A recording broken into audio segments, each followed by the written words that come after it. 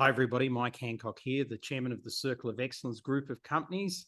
And today you are on a webinar to find out about webinars. How weird is that, right? So we're going to be sharing actually some tools and techniques that don't come from me, but come from somebody who I think is really good at webinars.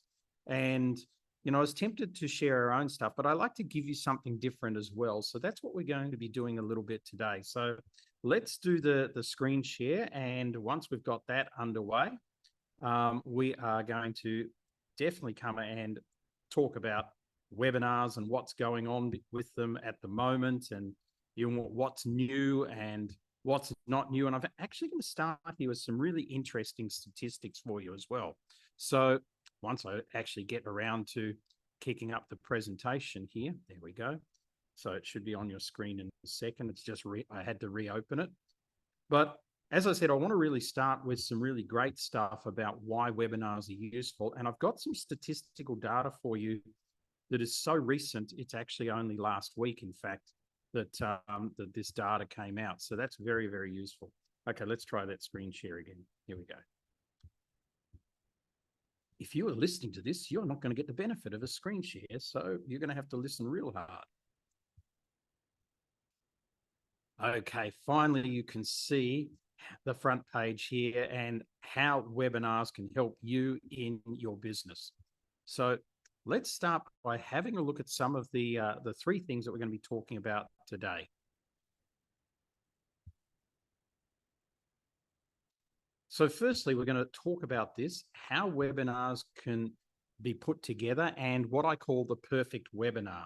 And this is where I'm going to use technology that's not from me, but this is from somebody who has built some of the best webinars of all time. So I think we need to listen to what they're talking about.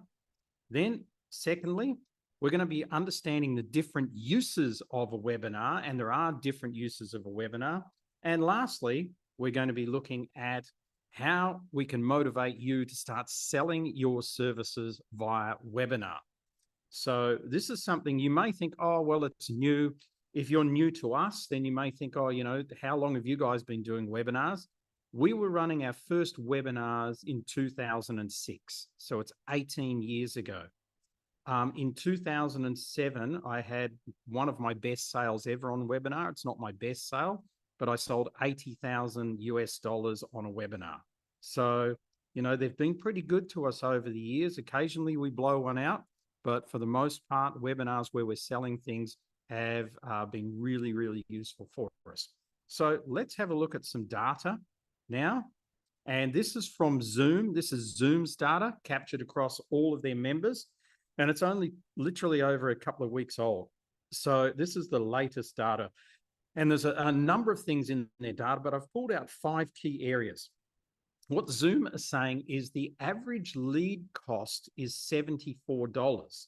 Now that's really interesting, because if you're looking at a webinar where you're saying that you're going to have, say, 100 people on there, well, and you're going to drive that traffic to there through Facebook ads, Google ads, etc., you're basically going to be spending $7,400 to get those people there currently.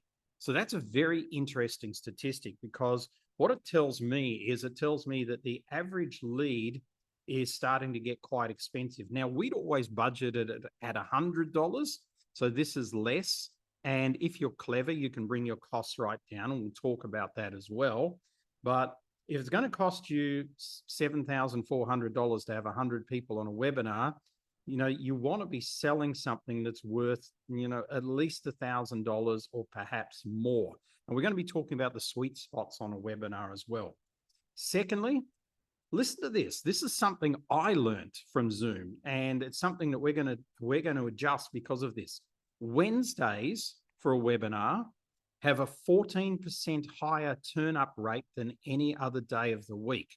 Now, we've traditionally run our sales webinars on a Thursday. Now, Thursdays are the second best day, believe it or not, but Wednesdays are 14% better than any other day in the week. So that's pretty phenomenal stuff. Let me just check the chat. Oh, Router's congratulating Mel, so that's nice. Let's go to our third statistic here. 2/3 of webinars that people are running at the moment are educational. So this is an educational webinar that we're doing today. So there's nothing for sale today. So you don't have to worry or anything like that. You know, you don't have to get your checkbooks out to be here today. This is educational. And probably, I would say 2/3 of our webinars at least are educational, probably as much, maybe even 85% of our webinars are educational for us. But 2/3 of webinars that Zoom run are educational. They run a lot of webinars. Webinars during business hours, listen to this one, get twice the response. So you may think oh, gee, I'm going to run a webinar. I better put it after hours because, you know, people are going to be busy during the day. Cut that one. Out right now, gone. So webinars during business hours double the response of a webinar after hours. And to be frank with you, I never attend webinars after hours. In fact, I've been considering attending an online summit in a couple of weeks, but it's after hours. And I just know that even if I register, I'm probably not going to turn up because I'm tired at the end of the day. And the last thing I want to do is have more input into my mind. So I think a lot of people are thinking that. This becomes difficult when you run global webinars, such as we do, because, you know, it's evening in New Zealand now. And we've got some people from New Zealand on there. So congratulations for being here. We know if we ran this in New Zealand in the morning, we get a higher turn-up rate, but we also run it where we've got the best time zone. And our best time zones for us is the European time zone down into Africa. So that's something to consider. So the last thing that I want to do on this is give you one more statistic here. And that statistic is, come on, buddy, average attendance. And this might surprise you because people say, oh, people don't turn up to webinars. But the average attendance based on Zoom's own data is 57% of sign up for webinars. Now, you didn't have to sign up for this webinar. This is an educational webinar. So most of the ones where people have to sign up for are sales webinars, because on a sales webinar, you want to capture the person's email address and you want to know who's coming to your webinar. We've run 2 sales webinars in the last month. We've got another one coming up in the next couple of weeks. So on average, we will get somewhere between 100 and 150 registrations for a sales webinar, depending on the topic and the audience that we're targeting. So we did one with Landi just 2 weeks ago. She had 102 registrations for that. I did one about 2 weeks before that. I had 143, I think, registrations for that one. Now, that's not our turn-up rate, okay? Our turn-up rate is around about 50%. So it's probably in the area of attendance rate to sign up, around about 57%. So what can you learn from this? You can learn that if you're running a webinar and, for example, you have 100 people sign up for this webinar, but then only 35 people attend your webinar, you can assume that your brand draw is not what it should be. So therefore, you have a positioning problem. So we talk about positioning enough. If you're not at least at the 50% range here, you've got a positioning problem. If you're getting a turn-up rate of 70 or 80%, you've got a really good thing going on, okay? So so that means that you're got high attention from your list. And of course, if you're advertising for people to come to a webinar, your range of people is probably going to be lower than if you're going through lists and other people. And we'll talk about that a little bit more. Let me just quickly go to the chat and let's see what you're all chatting about. 5 p.m. in Melbourne. Thank you, Philippe. I thought it was more chats up there, but no, they're the only ones I can see. Okay, great. So let's move on. What do you use a webinar for? So a webinar has multi-purposes, which is why I chose this nice picture from the mountains in China. This is a real mountain, by the way, in outback China that you can go to that's sitting behind me here. And so firstly, you can use it for sales, right? And don't think that you can't sell your services and products on webinar. I'm going to share with you a couple of people that we know and what they sell on webinars that are quite surprising. Secondly, you can use it for training. So you can use webinars to train your staff. You can use webinars to train your clients. what's a webinar? Isn't that a wascally wabbit? And then you can use them for education. So today's webinar is all about education. So that's what we're using it for today. But you can also use them for networking. And I think this is a really underrated way of doing networking in a virtual space, particularly if you have an audience that's a little bit global and can't come together in a physical space, or over, the country and can't come together in a physical space. Start to do some online networking. Make use of things like the breakout rooms in Zoom and things like that to set people questions, allow them to network and do things. And then, of course, and I think this is one of the most underrated things that people use webinars for, but in my mind should be one of the most highly rated things, is showcasing. Showcasing your products, showcasing your services, showcasing what's coming next. Simple information webinars where, for instance, let me tell you what we've got coming next that you may want to know about. We've got our Bali Business School coming up from the 15th to the 19th of September. Some of you are coming. Some of you may be hearing this for the first time. Yes, we've got 1 or 2 places left, but you're going to have to be quick because we're probably going to close it off in the next week. So from that, you can showcase that sort of thing. You can showcase other events that you've got coming up. You can showcase product launches that you may be going to have. So there's multiple uses for webinars. And what's really good about them is that you can set them up quickly. If you can get comfortable with Zoom, and if you're prepared to go deep into the Zoom technology, there's a lot of stuff even we don't use in the Zoom technology. Like we rarely use polls and anything like that on our webinars. We tend to use Mentimeter or something like that so that we can hold on to the data a little bit longer. But there are different models for webinars that you can use. Okay. So now I want to go to you guys. Actually, I want to go to the chat and I want to ask you, what do you think the 3 keys are to really great webinars? Now, this is a combination of what we believe and a combination of what also came out of the Zoom stuff as well, which, as I said, is really recent. Thanks, Philippe, for putting up Bali Business School here. You attended one a few years ago, and it's fantastic. If anybody who doesn't know about us who's on this call wants to come, just contact me and I'll share with you a decent price that we've got on the ticket, which you can save some money on the website price. Thank you. So what do you think in a good webinar are the 3 things? Let's go to the chat. Let's get some feedback from the group here and let's see what you come up with. Hey, Jilly, lovely to see you here. I saw you pop in. Not trying to pack too many topics into things on the one webinar. Couldn't agree with you more. That's definitely the case. Philippe, build trust. Great, brilliant.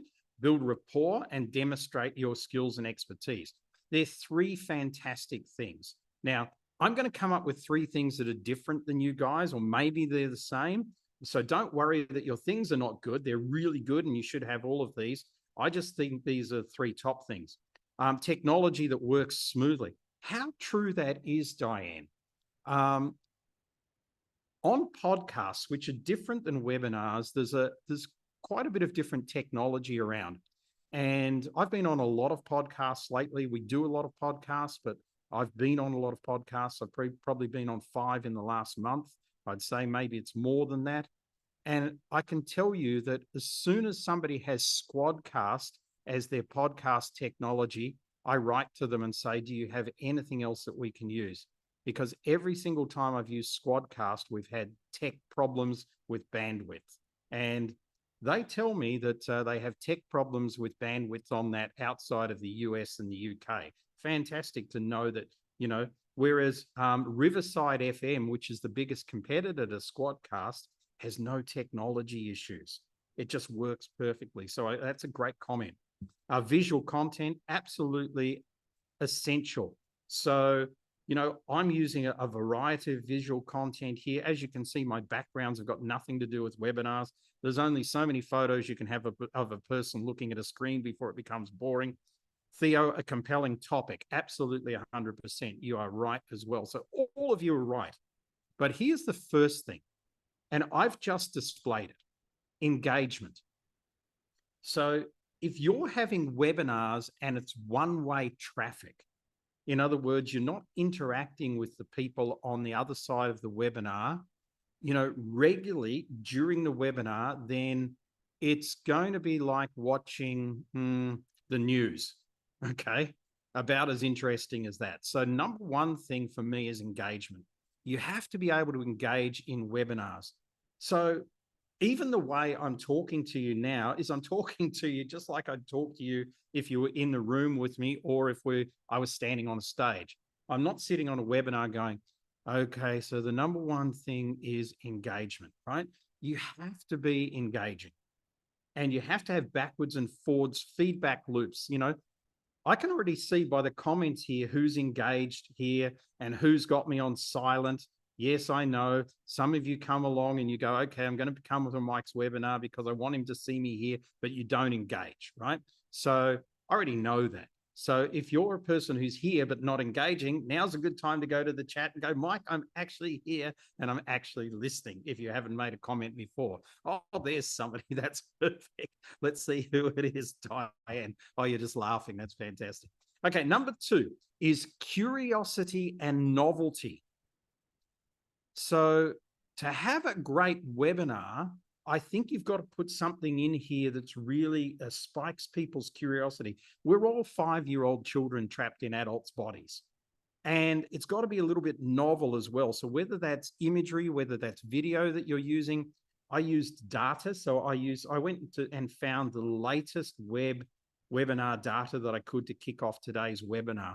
Why? Because I knew it would create some novelty and curiosity there. But also, even this slide itself, so what are the 3 keys to good webinars? Doing this backwards and forwards engagement with you guys is also creating curiosity and novelty as to, okay, I bet you all can't wait to hear what the number 3 thing is. The number 3 thing is, and some of you have alluded to this, is structure. Having the right structure in a webinar, having something that makes sense, that leads to a natural conclusion.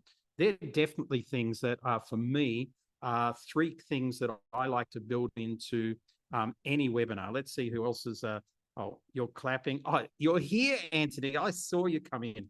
Welcome from Stockholm. And I was talking about you yesterday with somebody else from Sweden, in fact. So spell check curiosity. Oh, thank you, Diane. That's what happens when you do this at 6 o'clock in the morning, is you don't have spell check on, and it doesn't pick it up because, of course, I've got the hyphen in there or the backslash straight into novelty. Otherwise, it would have picked it up.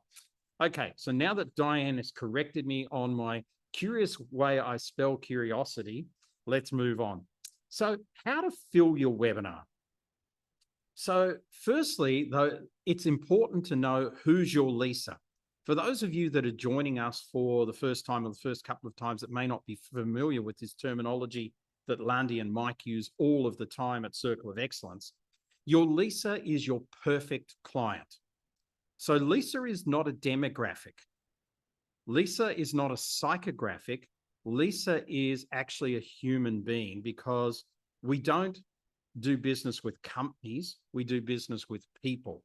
So even if you're in a business-to-business business where your companies that you might be trying to attract are Air New Zealand or ABSA Bank or something like that, you're not trying to deal with them. You're trying to deal with a particular individual in that company, and they are a person. So you need to understand your leaser. What do they look like? What do they sound like? What are their likes and dislikes? What's some of their demographics? What's their value system? That's the first thing. So you want to fill your webinar full of leases. If you don't have leases, particularly if you're selling, it doesn't matter so much with educational stuff like today. This is for all of you. But if we're selling on a webinar, we're trying to fill that webinar full of Mike and Landi's leases. Conscious leaders and entrepreneurs who value freedom, prosperity, and purpose, who want to make an impact on the world and want to make the world a better place. They're our leases. They come in all shapes and sizes, so do leases, but they're our leases. So number 1 is your existing list.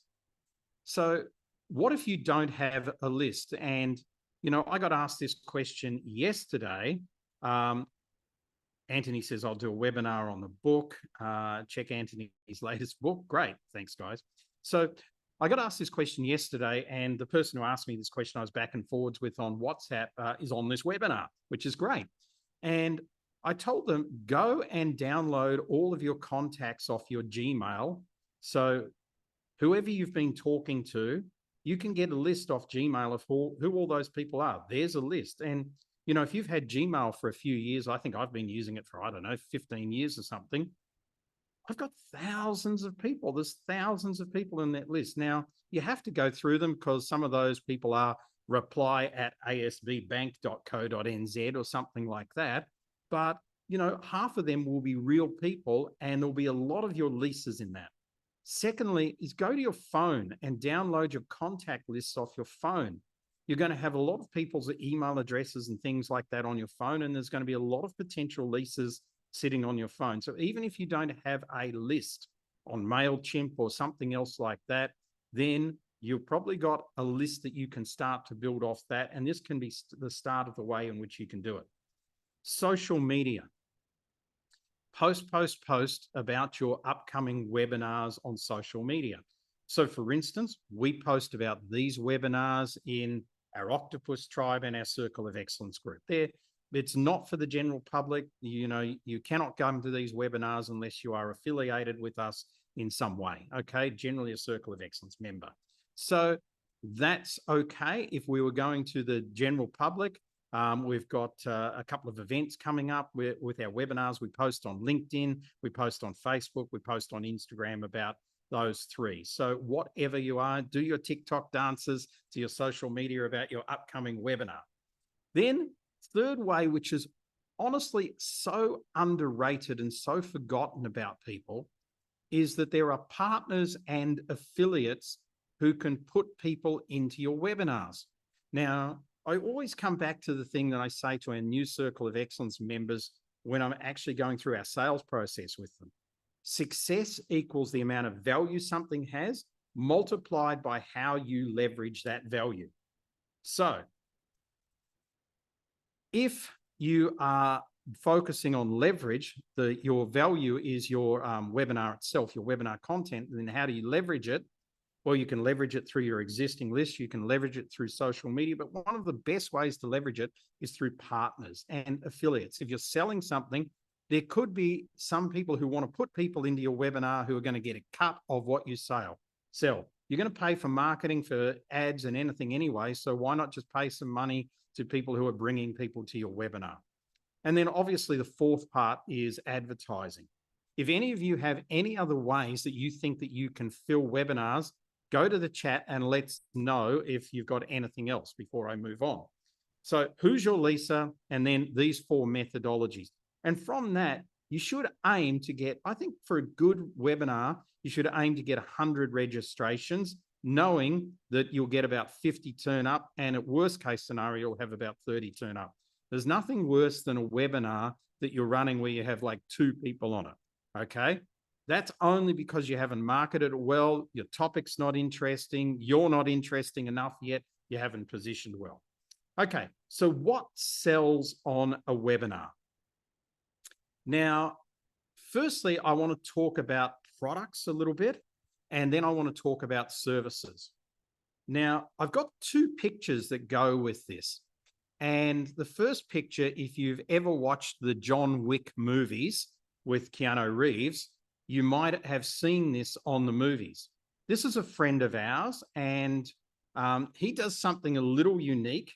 Actually, I'm going to go to the chat, and when I show this picture, I'm going to ask you exactly what state he's from. So if you can tell me what state he's from, that will be pretty impressive. But this is what he sells on webinars. He sells handguns by webinar. And this is his gun that actually appears in the John Wick movie. He designed a whole lot of guns that we used during the movie. And he sells mainly to women. And he sells mainly very short pistols to women for protection. So let's go to the chat. I see all the chats lining up here. Mexico, Texas, Texas, Texas. Oh, you guys are so good. It's Texas, rock and roll, baby. Well done. Maybe part of partners, current, past, clients promoting the webinar. Very good. Thanks, Dennis. That's great. You are right. Gordon Bond this is a Gordon Bond gun. He's a great guy, Gordon. And he sells straight out of Texas to all over the US and then ships guns all around the US. Isn't it? You know, First Amendment rights, the right to bear arms. I won't say whether we agree or disagree with it, but I will tell you that people are buying guns. The star on the gun gave it away. The people are buying guns based on webinars. This is his #1 sales mechanism. How do I know that? We met him in a webinar course that we did in the US about 8 years ago. So, phenomenal. And I've been watching his progress. Actually, I was chatting with him recently. And whilst I've never bought any of his product, Landi has shot the laser versions of his product in a television studio in Florida. So I wanted to share that with you. #2 product that sells by webinar is the primary way is hot dog stands in New York. This is a $90,000 US investment. This is the stands. You can put them on any street corner in New York once you get a license for them. It's a franchise, and he sells these by webinar. $90,000. So the idea is they have 3 or 4 regions available now in New York. So obviously they sell them primarily to New York-based residents. It's $90,000. You pay $1,000 deposit on the webinar to hold your spot in order to go through the due diligence process. Scarcity mentality, we only have 3 available today. Put $1,000 down. That's the webinar process for selling hot dog stands. So with that, we want to come to services. Now, there's a price point on services which is around about $1,000 US, which the experts, whoever they are, believe that is the maximum that you can sell and get good sales on a webinar. I would say that that's pretty true in my estimation and my experience. We don't use that price point. Our price point on webinars is more around the $1,500 US mark. And we do pretty well at that rate. I do notice that when we sell something under 1,000, we get much more take up, but you know, it's just not where we sit in our business line to have those sort of products under 1,000. I am going to be trying another product soon, and it's going to be a $97 product on a webinar. So, and it's going to be a pretty interesting product. It's not that we're hoping to sell 100 of them on a webinar and make $10,000. That's not the case. We're hoping to sell about 10 of them on the webinar and then upgrade 2 or 3 of those $97 ones into tens of thousands of dollars. So that will be our product and our service that we're going to be coming out with in the next couple of weeks. Okay, so service-wise, try and keep it under $1,000. If you're having to pay for Google advertising, you may want to consider having a product there under 1,000, but then having a bump on that for some people up to a $2,000 or $3,000 product. And you'll normally bump about 20% of the people who buy your product. So if 10 of them buy it for $1,000, that's $10,000 you've made, but 2 of those will bump up to $3,000. So that'll be $16,000 that you make there. So that's a fair enough angle for you. We can get into data and everything later on. For now, I just want to go to the chat. Actually, I want to go get out of the presentation just for the moment. And I want to come down to literally looking you guys in the face and say, do you have any questions or comments at this point of time? If so, let's put up your hand and let's throw it backwards and forwards. Anything you want to share, any comments, any feedback. Lovely to see you here, Pat. It's great to see you, Shazar, Carol, Corbus, good to see you. Vicky, lovely to see you. Dennis, great. Brad, congratulations on your recent award, Brad. That is just fantastic. Brad's a fantastic musician, and he just won Best Independent Artist in South Africa for his album that he brought out this year.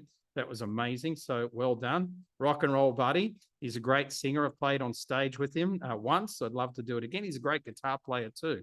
Philippe, you've got your hand up, so over to you. Yeah, question.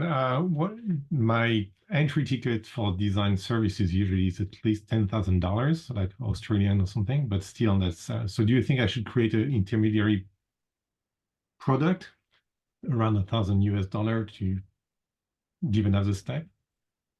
Well, essentially what you could do, and this is what I'm going to trial, so don't take my word for this, but I'll share my secret trial here, is I'm going to be selling a product that involves consultation with me in a group environment for $97.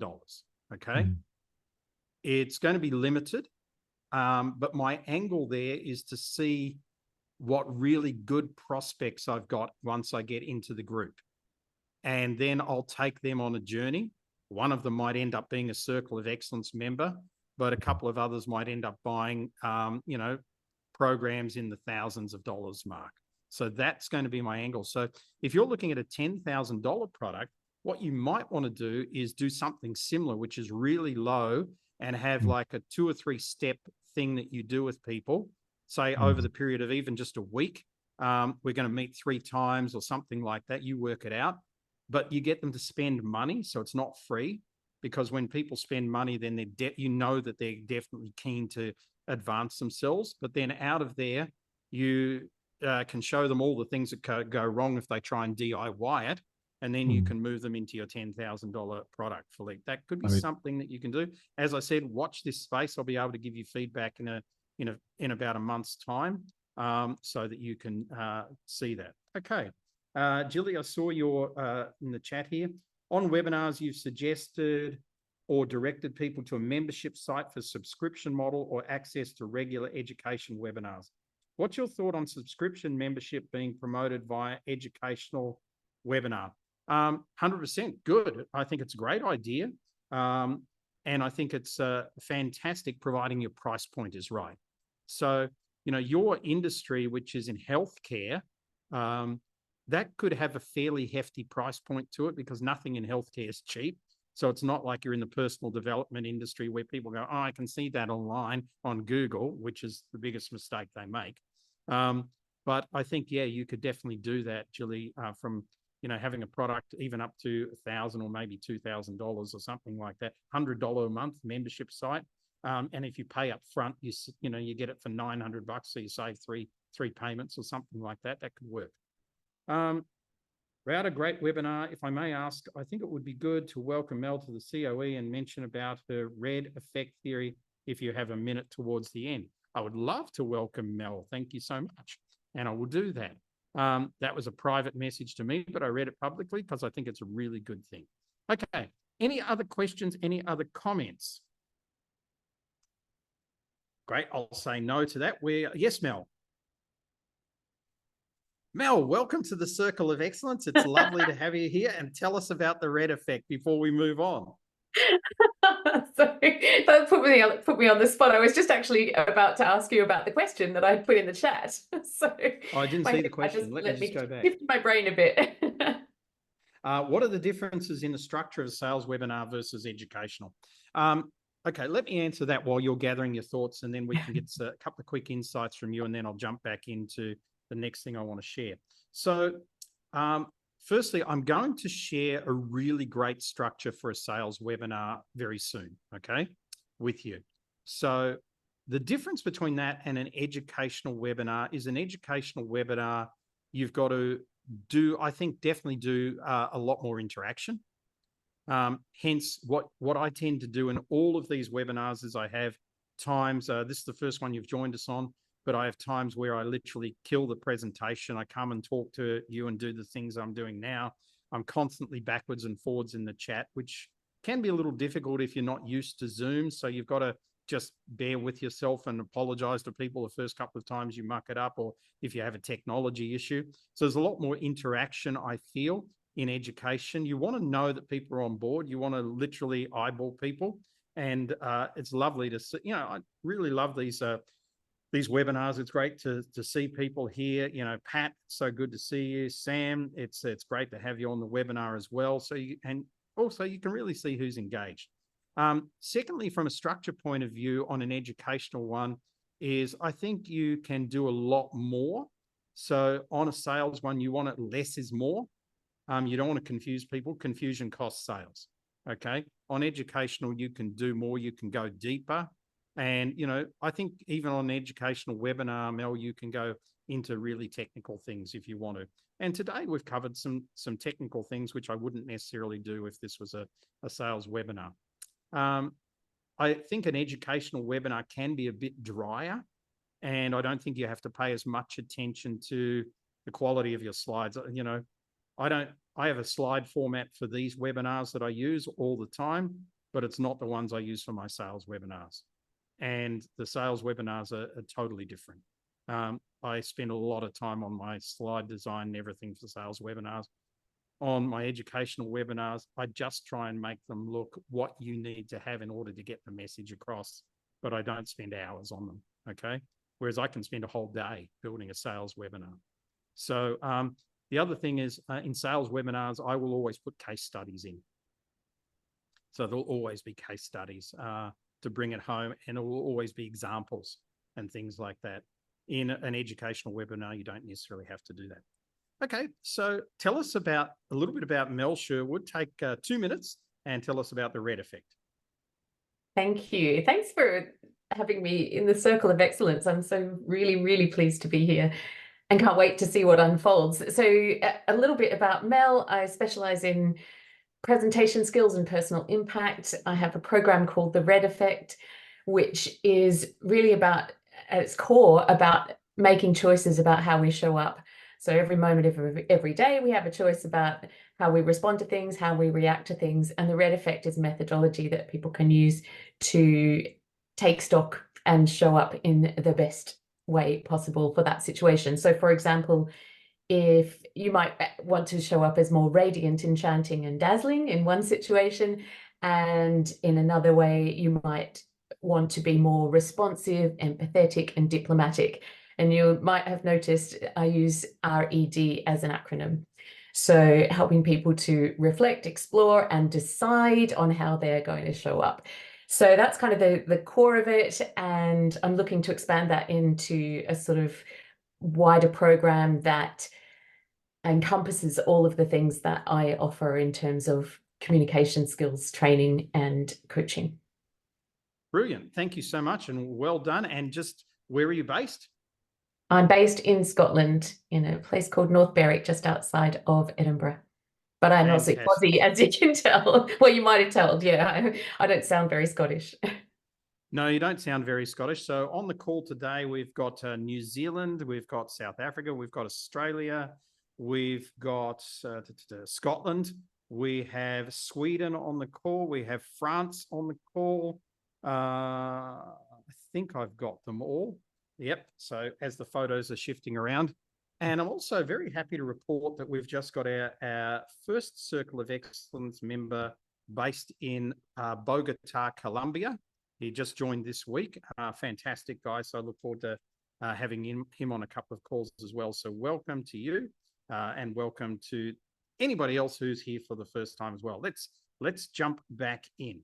So now I'm just going to change my view a little bit. So you're going to have a slightly different view of me as we get back into our presentation.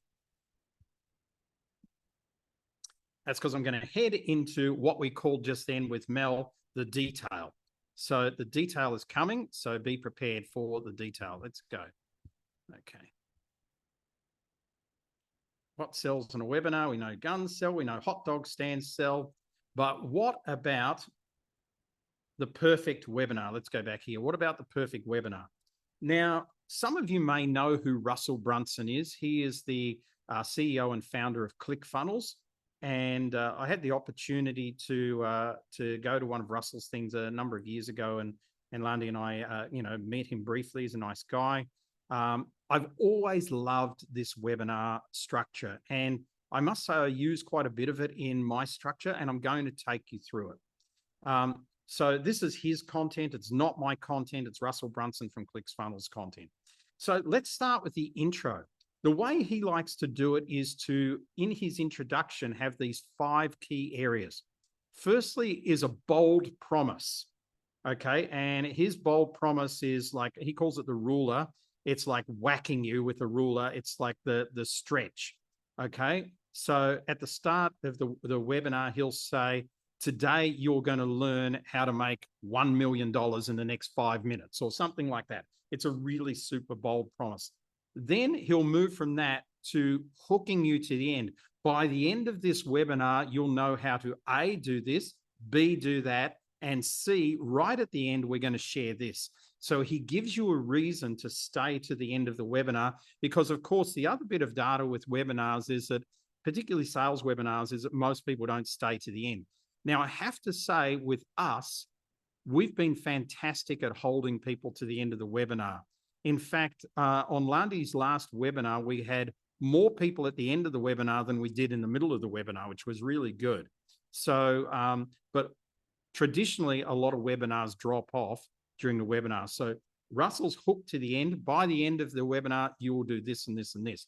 Then he has something that commands attention. We call it the authority piece. It's like, you know, Philippe, I would do this. Something after this webinar here, I'm really proud to say that this month I have received this award or something like this. It's something that commands attention. Now, it doesn't have to be about you. It could be about a piece of statistical data. And that's something else that could command attention as well. I use a lot of that in my sales webinars. I use a piece of statistical data right up front to command attention. Then qualify yourself. Who am I? Why listen to me? Why should you trust me? Those questions need to be answered. So a little bit about yourself. We don't do that in educational webinars. The reason you guys are here is because you already know basically who we are.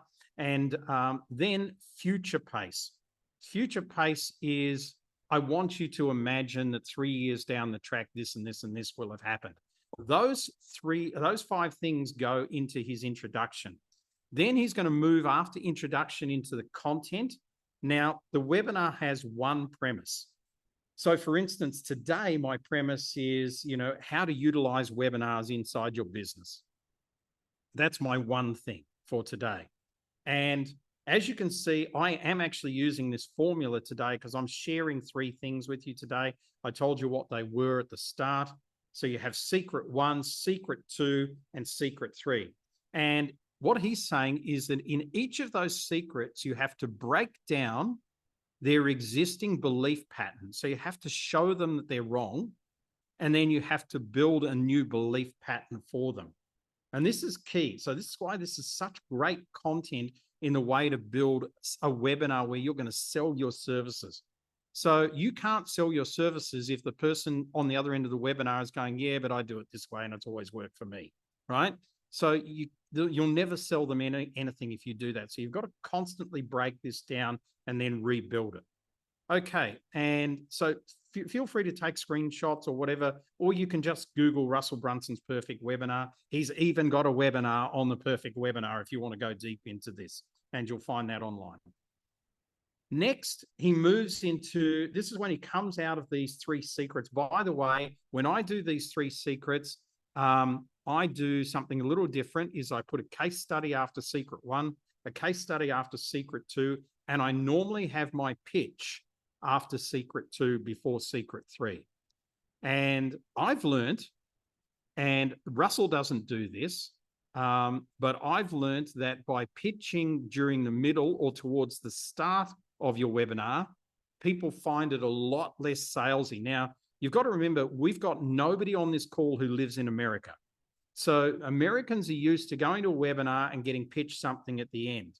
For us, we're like, oh, this is an interesting webinar. Oh, gee, they're sharing so much good content. Oh, no, here comes the sale. But they don't do that if you pitch early, right? And on my last webinar that I did, which was, as I said, about 3 or 4 weeks ago now, you know, we had 80-something people on the webinar, as I recall. About 50% of the people have booked, maybe 60% of the people booked. I was blown away that at the end of the webinar, people hung around. I probably had 40 comments in the personal chat and group chat saying things like, amazing content as always. Thank you so much, Mike. We really love coming to your webinars. You always give us something to think about. There's always something different here. I was blown away by that, given it was a sales pitch webinar. And I actually printed it out and kept it. And I showed Landi afterwards. I said, check this out. And she goes, well, what else did you expect? So I go, this is really cool, right? And so I think when you put the sales pitch in the middle of your webinar, 2/3 of the way through is the perfect spot for me. But I've even trialed by putting it in the very first thing after the introduction, and it works just as well. So what Russell does is he goes to, let me ask you a question. Now, he's got 4 parts to this. So I want you to understand the diagrams and everything. His first part, as you can see by the little left drawing there, because he likes to draw his little people, is he uses one of the 4 things that's below there as his first question. He uses, is money good? Or information alone won't help you. So I've just given you information, but information alone won't help you. It's action that will help you. He uses us versus them. So, you know, we know this, but you guys don't know that. And he also uses only excuses. So, you know, you've learned this, but maybe your excuse is I can't afford it. I can't, you know, I don't have the time. I don't have this. So he addresses that up front. Then he goes to his next question. So his next question comes out, and his 4 things he targets here is, you know, do you have disposable income to buy this or not? So it's fascinating because people go, oh, something's expensive. Like you're selling a service for $1,000 and they go, that's expensive. But they don't realize that by buying it, they're going to make at least 5 or 6, 10 times the return on investment immediately, like straight away. They don't realize that. I mean, it's crazy stuff, but so you have to actually put that in there and let them know. Then he goes into money or excuses. Which one are you going to focus on? Are you going to focus on money or are you going to focus on excuses? He also does the handhold. So we're going to take you, we're going to hold your hand, we're going to take you on this journey. And he does the reluctant hero. The reluctant hero is, you know, when I started out, you know, I didn't know this either, but, you know, this is how I've done it. And I've come up and now I'm in a position where I don't feel comfortable sharing this with you because it's not who I am. I'm a back room boy, but, you know, it's that sort of thing. Then he goes to his third thing, which is money replenishes itself. So, by the way, he only uses 1 out of these 4 things in each of them. He doesn't use all of them. So he decides based on what the webinar is about. So money replenishes. So that's something you could use to sell a service. It's like you might be going to spend $1,000 on this, but, you know, if this doesn't make you $1,000 in the next 3 months that you're going to use it, we'll give you your money back, providing you implement, you know. Or your 2 choices are do this or don't do it. Say goodbye now. Say goodbye to a life of struggle. Say goodbye to not having money. Say goodbye to not having the best clients. Or his next one is, if you only get this from spending this amount, how cool would that be? And then he finishes off with breaking old habits. So this is your time. We've got to break old habits of coming to these webinars but never implementing. Your 2 choices are today is to take control of your life or to let your life control you. You can do this now or later. If you choose later, it may not be here. The price may go up or something. And then what he calls the close is put your hand on your heart, really, and tell me what this is. So there's some different ways, but the way he's doing it is he's literally got 4 questions that are part of his closing mechanism. So I think it's a really good technique. It can sound really salesy if you don't get it right. And I've seen a lot of people where I sit on their webinars and they use this technique and I go, oh my gosh, this is so contrived and so terrible. But when he does it, it doesn't sound salesy at all. So this is about expertise. It's about really thinking through this. And then finally, this is how he works his three secrets. He calls it the domino effect, the big domino. So the first secret is what he calls the vehicle. This is what we call the blueprint, the thing that's going to take you from A to Z very quickly. Then his second secret always addresses your internal beliefs. So this is the one that really breaks down your internal beliefs and go, okay, well, I know you've always done it that way, but here's another way. And the way you've done it, you're holding yourself back. And the third secret always addresses external beliefs. This is things that society believes or that are taken as the norm in something and breaks them down. So that's the way his 3 secrets work. So if you think about that, if you're designing a webinar, Philippe, that's going to be on, design, and you've got, why does design always fail as your big promise, and you're going to have the 3 secrets to great design, then your secret number 1 is your blueprint. Your secret number 2 is killing off their internal beliefs and why their internal beliefs aren't serving them. And your secret number 3 is why the whole design industry doesn't work as a whole right now. And this is, if you do this, you're just heading into being in a sea of sameness. And then he leads from there into those 4 closes into the let me ask you a question. So I love this. I think it's a very, very good process to use on a webinar. And it's also something I wanted to share that's a little bit different than our process that we teach through the 10 slides. Not dramatically different, but different enough to give you a different perspective and allow you to choose one or the other as a technique. Okay, so why webinars? Let's bring this to a close and then let's go to any questions. I love webinars because this is a controlled environment. Okay, I'm sitting in our office. I've got the heater on. As you can see, it's cold. It's winter here. Got my scarf on, got my jacket on, but I can control the environment. It's a way in which you can share information one to many.